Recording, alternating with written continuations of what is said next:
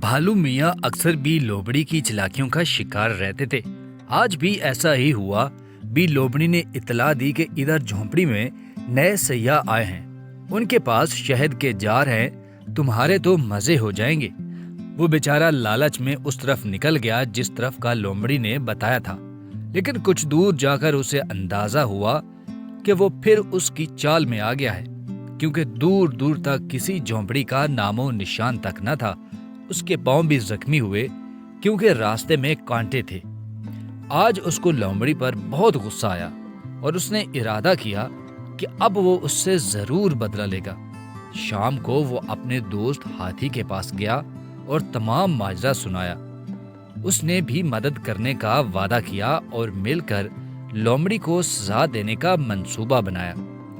जंगल में हर रोज किसी न किसी जानवर को बादशाह शेर के हुक्म के मुताबिक ड्यूटी देना होती थी। वो अपने मुकर्रर दिन पहरा देता और अमनो अमान कायम रखता। वो दिन आ गया जिस दिन भी लोमड़ी की ड्यूटी थी।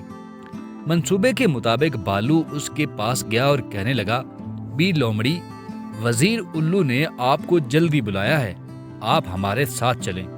हाथी ने भी यही अल्फाज दोहराए और बताया कि बादशाह सलामत भी वही हैं। मेरी तो आज ड्यूटी है, मैं कैसे अपनी जगह छोड़कर जाऊं? बालू ने कहा, आपकी मर्जी, हमारा फर्ज था आपको बताना। अब आप जाने और बादशाह सलामत।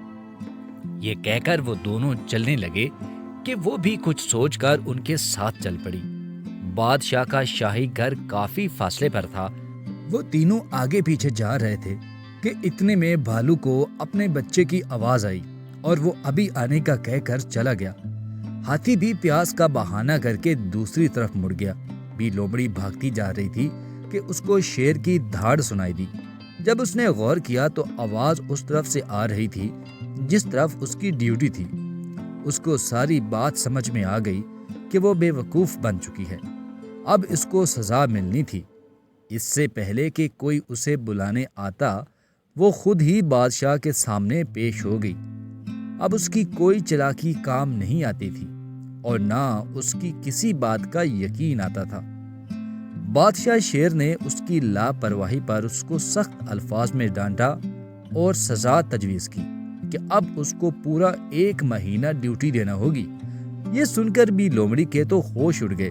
बादशाह के जाने के बाद भालू और हाथी दरख्त के पीछे से सामने आए और यक जुबान होकर बोले, अब मजा आया कि दूसरों को तंग करने का अंजाम कितना बुरा होता है।